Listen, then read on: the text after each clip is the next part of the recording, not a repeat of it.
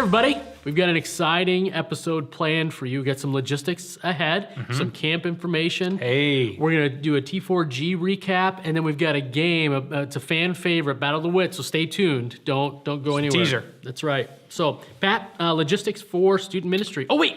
It's National Day of How can we forget? Ellis Island family history. Do you have any famous people in your family tree? Explorer Captain Cook. Really? Discovered Australia way back somewhere. Okay. Second uncle, something like All that. right. I have no clue, but we're related. Cool. I've got bank robbers and stuff in my, I'm not kidding. Wild West. In my family history. On Naomi's side, they're related to President Taft, which is about that? kind of cool. Big dude. Absolutely. But, Custom yeah. bathtub. That's right. Logistics for student ministry. This Saturday is our Amazing Race event. And depending on when you're watching this video, you may still have some time to sign up. Sign-ups close Wednesday night. Wednesday. At midnight. Yep. So make sure your child is registered on our church website or by calling the church office. Yep. If they want to bring a friend, that'd be great. They But should. make sure they fill out the appropriate paperwork for that. Also, just a little note, parents, we're in need of 1 or 2 standby drivers. So if you have a free Saturday, you think, you know what, I could do that. If you could be on standby for me, that'd be a huge help to drive some students around for the Amazing Race. It's good entertainment. It's hilarious. It's hilarious. Yeah. So that's that. And then next Monday, 2 weeks from now, the 30th, is our graduation dinner for seniors. We just want to celebrate our graduating seniors and their parents. So please RSVP to me or the church office if you haven't done so yet. We're looking forward to that night together. All right, very good. Hey, parents, we've had to make a little change in our dates for the week of summer camp. Yep. We have been promoting summer camp for June 18th through the 22nd. We started promoting that in January because we wanted you to save money because there's 2 early bird deadlines. Yep. And only 15 of you took advantage of that. Shame on you. Well, what has happened is that word has gotten out that Scioto Hills is an amazing place. True. And that week of the 18th through the 22nd is full. They're not taking any more registrations. Beds are full. Yep. So we have contacted all 15 families who were Johnny on it and registered. They have switched their registration over to the week that we are now promoting, which is July 9th through the 14th. So you'll probably notice that there's a change in dates in the worship folder. Don't freak out. Nope. Nobody's to blame except for those slowpokes who didn't register, but we're not angry or bitter. Nope. So we want everybody to have an awesome week at camp. So we've encouraged everybody to shift over to the July 9th through the 14th week. Take note of that, super important. If you have high schoolers, Revolution Camp is unaffected. So the high schoolers are still going the same week, and that's June 25th through 30th, I believe. But unaffected, we're still good to go. Elementary and middle schoolers, July 9th through the 14th. There you go. All right, good. Last week, we had the honor, privilege, great joy of being down in Louisville for the Together for the Gospel Conference. So obviously, a conference like that, 3 days of intensive teaching, of books, of discussion, a lot comes out of it. But Brian and I each just wanted to highlight kind of one big thing, one talk that resonated with us. The one I want to pass along to you was given by a pastor from Texas named Matt Chandler. The title of his talk was Citizens of Heaven, in it but not of it. He talked about personal holiness as a Christian, how the internal transformation that God's done in our heart through the power of the Holy Spirit leads to an external transformation in how we live that the world around us finds peculiar. And so he talked about a couple things related to media, about how that shapes our minds, shapes our hearts, which comes right on the heels of Resource Week last week. One thing he said, which was helpful, he said, don't be guided by the world. All your intakes are forming and shaping your life. So everything that you take in is doing some sort of work in your mind and heart, especially if we're not discerning it like we should be. So my grandma used to say, junk in, junk out. There you go. He just said it better. He did. He said, I'm not telling you to throw out your TV, but some of you should throw out your TV. So tactfully way of saying, get your act together. So anyway, there's an illustration in there that he uses to explain sin. Great. It was dynamite. So we're going to provide the link for the video. We encourage you to watch it. Take 33 minutes, watch the message, and then take note of that example. It should be encouraging to you. So my favorite talk of the, 10 sessions?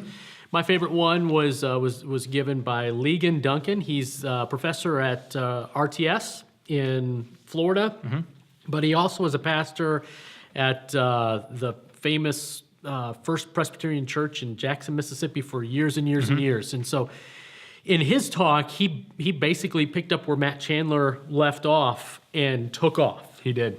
And so the thrust of his talk was identifying the difference between legalism and antinomianism. And many of you are saying, I don't understand that word that you just said. Yeah. Did you just sneeze? What happened? Antinomianism is a belief, they get all excited about grace, All about it. but it's lawless. And so there seems to be less emphasis on personal holiness from an antinomian perspective. Well done. Yep. Legalism, however, is all about the law, no grace. No grace. Antinomianist, all grace, no law. And so he talked about how the legalists, they don't understand the law. They love the law, they don't get it. Antinomianists, they love grace, but they don't understand grace. And both of them are way wrong because they don't understand the gospel. And so Ligon just walked from Genesis all the way up through the Gospels and identified some very clear threads, redemptive threads, understanding the interplay between law and grace, law and grace, law and grace, all the way through. It was incredible. I know I'm the king of overstating things. I really am.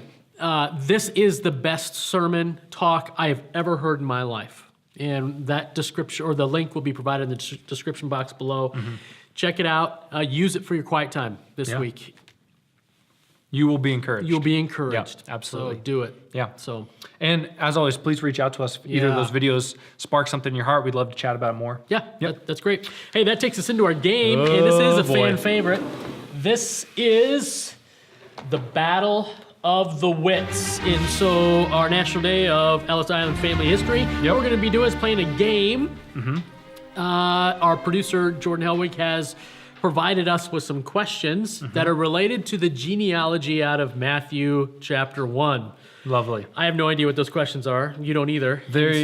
We answered them last year because it's a recycled game. Right. But we don't remember. I know, because I'm an idiot. Here goes nothing. All right. So we'll have two choices. First one to grab the cup of their choice gets to drink the cup of their choice. That's right. And are they both facing the right way? I think so. All right.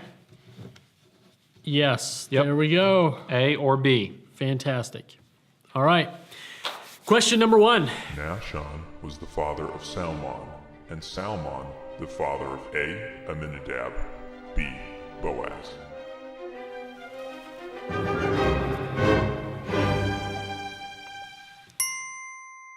Way to go, Brian. Oh, man, it was so good. Oh. Boaz. That was a trick question. That tasted good at first, but not afterwards. Woo. That was tasty. All right. Question number 2. Solomon was the father of Rehoboam, and Rehoboam the father of A. Abijah, B. Asaph.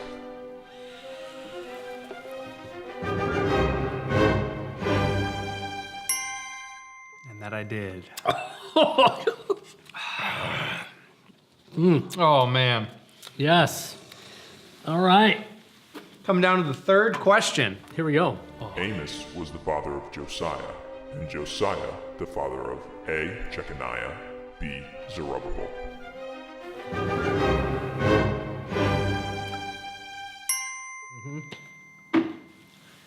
Survival. That's just what that's about. Zerubbabel. Whew. Wowzers. By the skin of my teeth. That's 2-1. Still a loss. And that's a win for me. And maybe next time I'll take my shirt off and run around crazy like this. Nobody needs that. But thanks for tuning in. And he's still winning. See you next time.